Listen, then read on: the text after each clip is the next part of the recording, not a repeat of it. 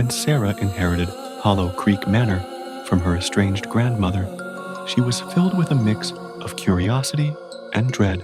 The townsfolk whispered about the old house, its crumbling facade hidden behind a veil of overgrown ivy and twisted trees.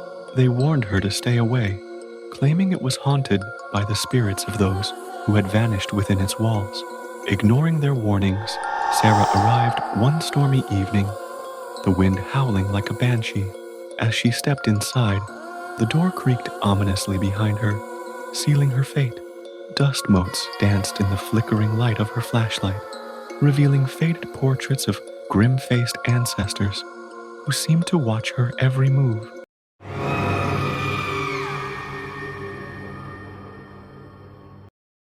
As night fell, the manor came alive with unsettling sounds. Floorboards groaned underfoot, and whispers echoed through the halls. Sarah tried to shake off her unease, attributing it to the house settling or her imagination running wild. But as she settled into bed, a chilling breeze swept through the room, extinguishing her candle. In the darkness, she heard it, a soft, melodic humming drifting from the hallway. Heart pounding, she crept out of bed and followed the sound.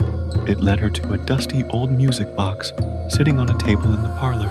The box was ornate, yet tarnished, its key missing. As she reached for it, the humming stopped abruptly.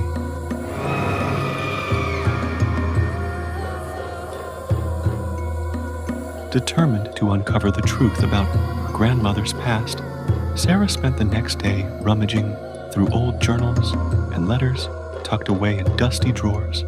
She learned that Hollow Creek Manor had once been a vibrant home, but had descended into madness after a series of tragic events: a fire that claimed lives, mysterious disappearances, and whispers of dark rituals.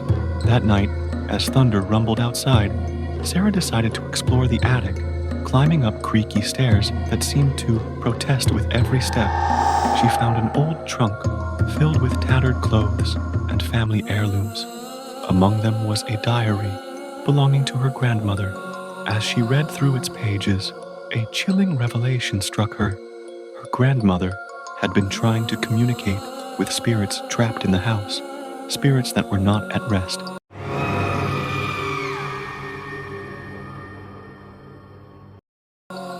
Suddenly, the temperature dropped. The air thickened with an oppressive weight as shadows danced around her. Sarah felt a presence behind her, a cold breath on her neck. She turned slowly to find a figure standing in the corner, a woman in tattered white garments, with hollow eyes staring into her soul. "Leave this place," the figure whispered, her voice echoing like a distant memory. "They will take you too." Panic surged through Sarah. She stumbled backward. The shadows closed in around her. Whispers filled her ears, pleas for help mixed with sinister laughter.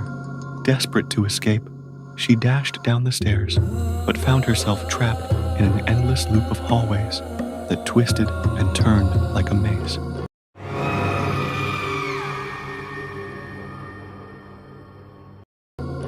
With nowhere left to run, Sarah returned to the parlor where she had found the music box.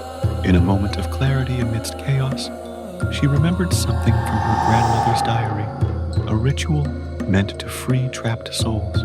Gathering what little courage remained, she placed the music box on the table and began reciting the incantation written in faded ink. As she spoke each word, the shadows writhed violently around her. The temperature plummeted further, until it felt like ice was coursing through her veins. The figure reappeared before her, this time more defined and desperate. "You cannot save them," it shrieked as shadows clawed at Sarah's skin. But Sarah pressed on, channeling all her fear into strength. With one final word spoken aloud, a blinding light erupted from the music box. The shadows shrieked in agony as they were pulled back into darkness.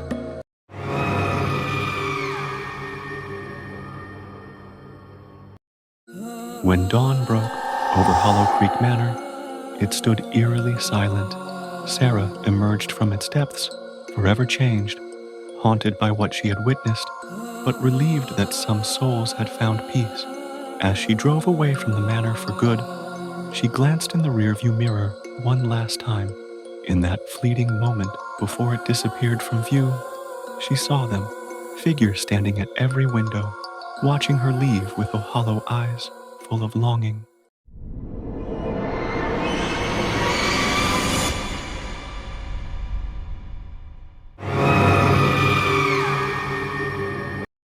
After losing his job and his wife leaving him for someone else, Tom needed a fresh start. He found an affordable rental on Maple Street, a quaint house that seemed perfect for starting anew, despite its slightly dilapidated state. The neighbors were friendly, but oddly evasive about its history.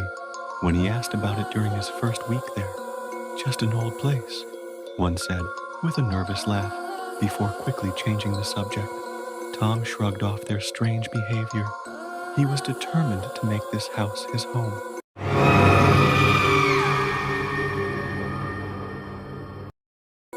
It started small, objects moving slightly out of place when he returned home from work, or strange noises echoing through empty rooms at night. He dismissed them as quirks of an old house, or his own tired mind playing tricks on him. But then came the dreams, vivid nightmares of shadowy figures lurking in corners and whispering his name. Each morning, he awoke drenched in sweat and fear clinging to him like fog. One evening, while unpacking boxes in his bedroom, Tom discovered an old photograph tucked between two books, a family portrait taken decades ago in front of his very house. In it stood a woman with piercing eyes staring directly at him. He felt an inexplicable chill run down his spine.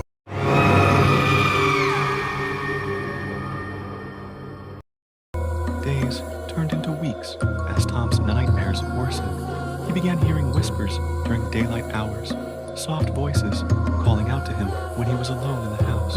One night, while lying awake in bed, he heard them clearly. "Help us, find us." Driven by curiosity and desperation for answers about his home's history, Tom visited the local library, where he uncovered dark secrets buried deep within town records. The previous tenants had all vanished under mysterious circumstances. That night, he decided enough was enough. He would confront whatever haunted Maple Street head on.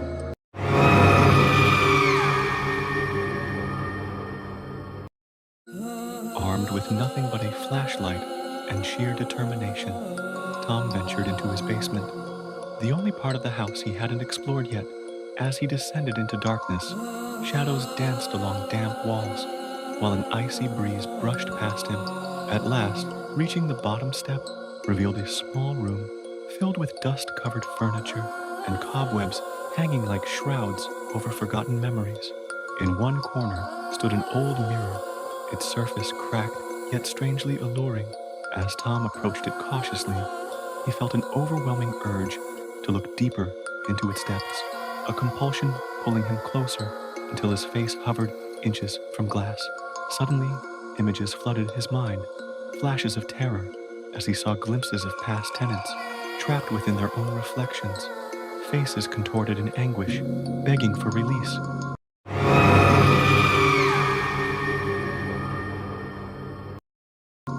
Panicking now as voices grew louder around him. "Help us!" they cried. Tom realized this was no ordinary haunting. These were souls imprisoned by something dark, lurking within this house. He stumbled backward, but felt cold hands grasping at him from behind, the very essence of despair clawing at his sanity. In that moment, he understood what needed to be done. He must break this cycle before becoming another lost soul himself.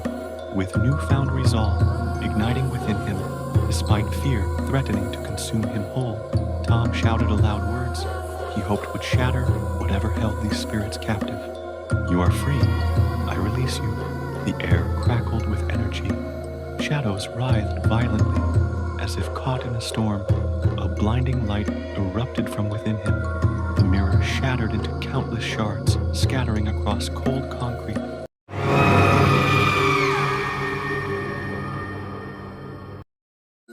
When dawn broke over Maple Street once more, Tom stood alone amidst remnants of shattered glass, reflecting sunlight like stars fallen from heaven above. Silence enveloped him now, a comforting stillness where once chaos reigned supreme. Yet even as he stepped outside into warm morning light, something lingered at edge of perception. A whisper carried on gentle breeze, reminding him never forget those lost souls who once called this place home. As he walked away from Maple Street, forever changed by what transpired within those haunted walls, he couldn't shake feeling watched, as if perhaps remnants remained hidden just beyond sight, waiting patiently for next unsuspecting tenant.